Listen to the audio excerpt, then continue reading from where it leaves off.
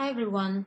Well, this video, as you see from the title, will be a bit not from my usual topics that I speak about, but clearly when something happens really close to home, then it affects you and you want to sort of share your freaking experience with that. As you probably have heard, my country is currently being invaded by its neighbor Russia. The invasion started unofficially a few days ago, but as of a couple hours ago it has been made official, and as Putin asked the parliament for permission to send troops to Ukraine, and the parliament, of course, unanimously said, yes, sir. So it's kind of tense, even here in Kiev, which is not Crimea, but it's tense, I guess, all over the country right now. We have just been barely recovering from the uncertainty of the change of government and the loss of lives that happened in the capital of Ukraine, shot by snipers by their own government or government-hired forces. And of course, Putin could not miss on such opportunity to use Ukraine when it is in its weakest time, and to try and cut a piece of it. Of course, lots of analysts have been, saying that it's really unlikely, really highly unlikely, that Putin will try and wage an open war here in Ukraine, because after all, it's not in his interests. But it looks like very similarly to the actions of our the ousted president Yanukovych. His actions just defy logic and common sense, and you start doubting the person's adequacy. And when the person is inadequate, you cannot really predict what they are going to do, because they no longer check their plan by common sense. They are ruled by something else, perhaps. Well, we can only speculate, what. And anyway, so I decided to make this video about nothing in particular, just my impressions of that, and who knows how it's going to be with internet, and even, I don't know, the light, the power in the houses. After all, Russia is, we are dependent on it with our gas consumption and, electricity and stuff like that. Former Soviet Union, you can't just cut everything, and we're dependent on each other, but probably we depend on Russia more than it depends on us. Or, I don't know, maybe I'm wrong, I'm not an expert in this. But, well, the thing is, what I'm thinking about, of course, is not only this political level, that you read this and you read that, and you explain everything within this propaganda and interests of the ruling parties, interests of oligarchs. That, of course, is all true, and it's well and good, but I'm also thinking about it in the existential dimension, and in the dimension of, my general pessimistic outlook on life, and how it's just once more being confirmed that, as long as there are people on Earth, there will be wars, there will be atrocities taking place. And I think it's just a coincidence. Just I downloaded this book a bit earlier, and I didn't know I would be saying about this in particular, but as I'm reading it today in a bus, and I'm reading about the wars and the history and how bloody it is, and how we actually, well, let me quote it, and I will make an annotation on YouTube where it comes from. As Hegel, who wasn't a pessimist, said, "What experience and history teaches this? That people and governments never have learned anything from history or acted in principles deduced from it. And later the author is saying, for example, after the monstrous self-inflicted wound of civil war, as it might seem unlikely that US would ever repeat that particular kind of horror. But whatever wisdom was learned from the Civil War, and could any lesson be worse that still not fully paid price? It didn't prevent the lunacy of Spanish-American War and the succeeding butchery in the Philippines. The US entrance into World War I, which only helped to start World War II and the Holocaust, the Vietnam War, and so forth. The Armenian genocide didn't prevent the Jewish genocide, which didn't prevent the Tutsi genocide, etc. And so now we see the war starting in the middle of Europe in a very peaceful country which never attacked anybody. It has a lot of own problems. In a country which voluntarily refused the nuclear weapons it had, it gave up the nuclear weapons, and it received some sort of guarantees on paper that it will be protected by some power who have nuclear weapons. Russia was one of them, by the way. So just as Ukrainians started doubting the concept of, not owning weapons, because we are not allowed, when people were being shot by the government special unit, and they didn't have anything to reply with, to create a deterrent. Today, people are also doubting whether it was the right thing to do after all, to disarm and give up the nuclear weapons. And I'm just thinking, and it's not my thoughts actually, it's the point that's being raised right now on Ukrainian TV and in talks. There's constant marathon talking about this. There's non-stop information flow. You cannot turn your eyes away from the screen. So that's why I decided I should make the video, because it doesn't seem to stop. The tension of the information coming from all sources, what's happening. And so I better do it now. I don't know what's going to be later. So yeah, the point was made that what other country in the world looking at Ukraine right now will choose to not have nuclear weapons? And I mean, both choices are disastrous, to not have it or to have it, because after all, who are you going to use it against? We're all people on this earth, but it's monstrous, really. I mean, we have to have weapons to deter our neighbors, people like ourselves, from attacking us. And it's been used before. It's probably going to be used again, because,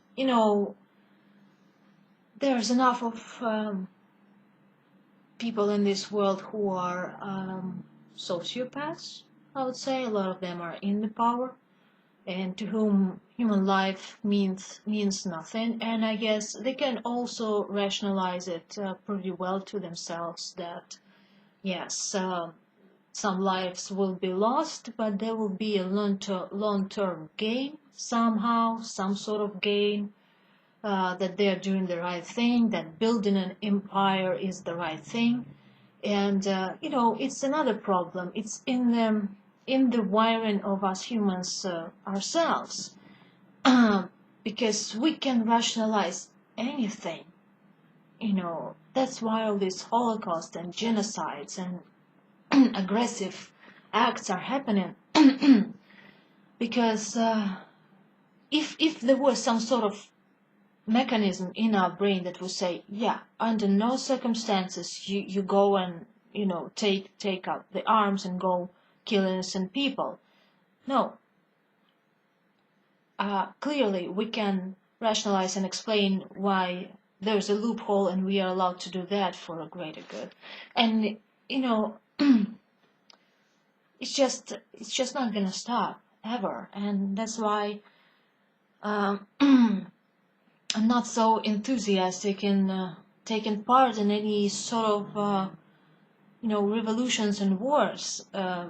And fighting for all the good stuff, because there's never that last war to end all wars. There's never that. And everybody always thinks, okay, this is the last one.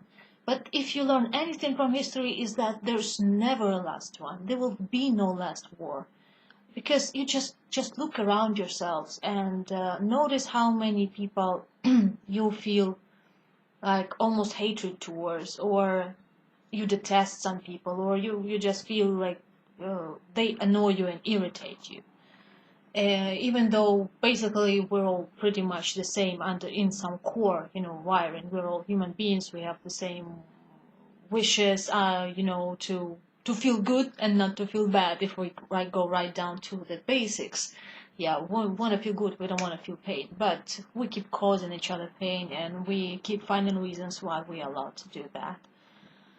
So, yeah, I just see the whole humanity as a failed project. And I know people will always have resistance to that idea, because we always try to look in the direction of where the positive stuff is, and thinks that somehow the negative stuff will end, it will pass, and then we'll all be enjoying the good stuff again. But is this the price that we keep paying over and over and over for the good stuff? Is it adequate? You know, this is horrendous price. Yeah, I just saw today a young boy, probably aged 18 or 19, 20, I don't know, but he looked very young, and he was dressed in Ukrainian military uniform, listening to the music, smoking, and just I imagine this war is, thousands of such young guys fighting for what? I mean, of course, you have to defend yourselves and your country when there's an aggressor, right? But the wars that are started, they've been started by people who will not go there. They're sending the sons and daughters of their own people into the grinder to die for their own interests. That's how it's always been. It will be like that. And people just they buy the propaganda very easily, and we never learn from it, because once the peaceful times are coming, the majority of people turn their eyes into the entertainment, and they don't take much interest in the politics. Well, in the politics come people who are predators, who are sociopaths. They have their own agenda of power, of money, of greed, of domination. Probably that's how they also manage their fear of death. They all want to become some sort of Napoleons, and have these stupid ambitions and pissing competitions, and people are paying for that, because they only watch the news, the majority of people, and the news get controlled by the government. In Russia, the news is, you've never heard such ridiculous news of made-up stories and shit that people are being told. And when I was checking them while we were having this recent revolution, yeah, or whatever it was, call it whatever you like, the riot, the uprising, it's not yet technically a revolution, because nothing changed so far, yeah. Globally in our country was an attempt at revolution, and Putin is coming to say, yeah, I don't agree. And I was reading the Russian media, and it's just so turned out of context, and it's just blatant lie. And Russians are being fed the information that some sort of fascist came to power in Ukraine, and that they're gonna, start eating kitties and praying to Satan, or whatever they're being told there.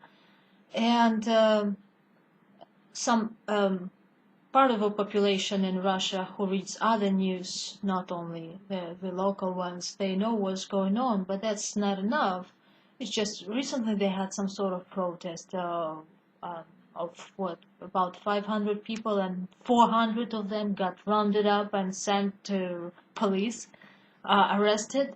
I mean, this is the kind of country that's attacking us today. This is a totalitarian regime where there's no freedom of speech, and people there don't have much information. In Ukraine, we have all sorts of channels and news. And the problem is we also have Russian news. And the problem is that all those years of Ukraine's independence, we also had in power the bastards and the douchebags who were trying to get a piece of money and power, and they were going to elections by dividing the country and playing on the national issues and language issues, and they were saying that you're gonna have your language to the eastern part, as we're not gonna let this Ukrainians dictate to you because Russians here have rights. And they were all using this rhetoric. We want to be with Russia. We don't want to be with NATO. NATO bad. Russia good. Russia is our brother. We should be with them. Well, the other part of Ukraine wants to be American slaves, and all this rhetoric dividing the country constantly, like we have something to quarrel about. We really don't, because the whole country is fucking poor. And the people who were playing on this division, they were just buying themselves more time, coming to power with these lozenges, with this rhetoric, and then just robbing it of its wealth continuously. Yeah, that's basically what was happening. And so people in the east of the country and the south in Crimea, they are very much Russian-speaking people, and they were watching Russian channels with Russian propaganda. And so the divide exists, it is true, but but to say that those people in the east would like Russia to come here militarily to free them from something, that's a huge stretch. Nobody actually asked Russia here. If there was some person who went on the stage, from person from government and say, we want Russia to come in, that's not the voice of the people. Yeah, we heard there were some, yeah, when we had this revolution, that there were at least, hundreds of thousands of people, when it was still peaceful, were stating their opinion that we don't want government to crack on the demonstrators violently, as it happened. And that was a position. Before that, there was a pro-European Union. Anyway, you don't see crowds of people marching in the east saying we want to be with Russia. Yes, the people there got a little bit scared of this revolution, I think, because they were pro-Yanukovych before, a lot of them, but they're not any longer, especially after what happened, the death that happened on Yanukovych's watch, with a huge reason to suspect the death happened by his orders. And of course, also after seeing how he was living in his huge mansion and what luxuries he was enjoying when the country is basically in ruins, even with having no war, it's a very poor country anyway. So after that, the support for Yanukovych dropped significantly, and Russia was seeing that, hey, it's quiet down there. Yeah, the revolution happened. They have the new president, acting president, they have the parliament, and it's all quiet. We have to do something about it, So they came in with as an unidentified military force, which they presented in their news again as those are locals, those are Ukrainians who are against the revolution that happened, who are against the fascists, they're self-defense of Crimea. But when you compare those who they were calling in Russia fascists, who were on the Maidan Square in Kiev, in other cities, fighting with Berkut, the special force, what they had was stones, self-made weapons, you know, the sticks. They have Molotov cocktails, that's true. That started when it got pretty violent. People got tired of this whole 3 months, um, you know, useless protest that nobody was paying attention to. Anyway, I wrote about it on my blog, so you can see the chronology as I see it. And yeah, so we had that, but you don't see them with Kalashnikovs or with some sort of I'm not I cannot say what those are, with some rifles, yeah, dressed all the same, similarly, you know. It's clearly some sort of special force, some sort of army. They all come from the same source. They did not just meet on the streets and took whatever they had as weapons. Those are some highly trained professionals. So those highly trained professionals, they hijack Crimean government, and then they let only the local parliament members there, and they let only Russian media there. No Ukrainian media was allowed. And then they supposedly, that parliament, which by some rumors didn't even have a quorum, the necessary number of representatives there, are passing some laws and decrees, and they're saying we are the power now. We oust the previous administration. We are the power. You cannot see what's happening there, and they expect to present this as some sort of legitimate government in Crimea. It's of course a load of crap. So this is how this game is being played. We already have some troops in Crimea, and more will be moving in. Nobody knows whether it will be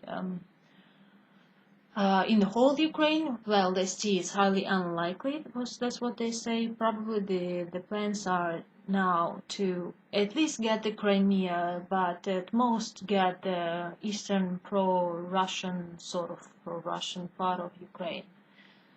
And it's just so foolish, and it's horrendous, and it's foolish, because even if that does happen and Russia will take that territory,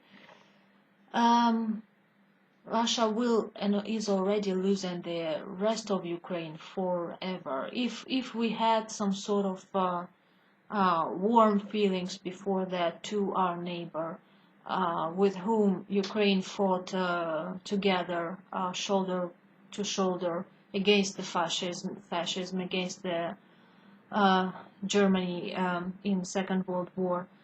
If we had anything like that, and we distinguished between the Russians and the Kremlin, the Putin's administration, right now the thoughts are more radicalizing, and people they're never gonna see their neighbor as their friend. I mean, never say never. Maybe when we're all dead, you know, generations from now, maybe. But for years and years to come, and decades to come, Putin will lose what's gonna be left of Ukraine, and he'll just have many more haters around. Right now, what they have Chechnya, they have Georgia, they have other countries around them that hate Putin. And people are saying that they're going to have much more terrorism because of that. And the Crimean Tatars, what are they going to do with them? Deport them again, as they did before? Because there are thousands of Tatars living in Crimea, and they are very much against being annexed and joined to Russia. It's a very difficult situation politically.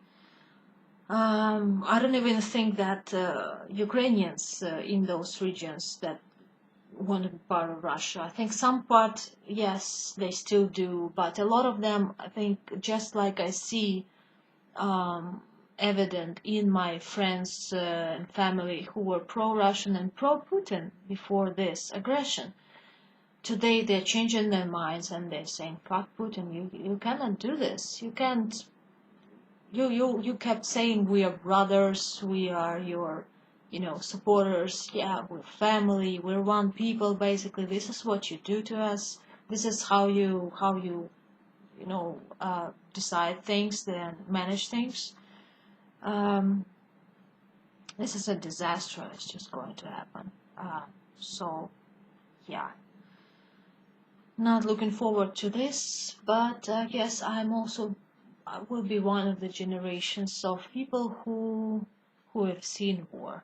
So yes, that just wanted to share this with you and say hi and say thanks to everybody who's been contacting me and saying the words of support and asking questions how I am and stuff. So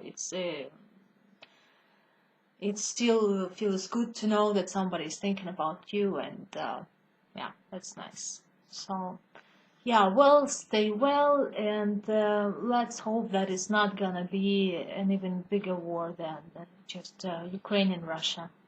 Or I don't know, Ukraine probably hopes that somebody will, interfere at this point and stop Russia. But yeah, part of me also wants that. I don't know what I want. I'm not a politician. I'm not a political, strategist or whatever they call. So I don't know what's actually would be best in this situation.